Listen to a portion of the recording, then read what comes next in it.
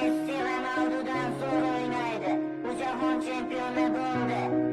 Yig'ishda qachongacha Krishtianuga muxlislik qilasan?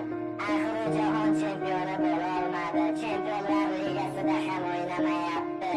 Marokashga ham bo'la olmadi-ku. Yana nimamush Ronaldo yulduz?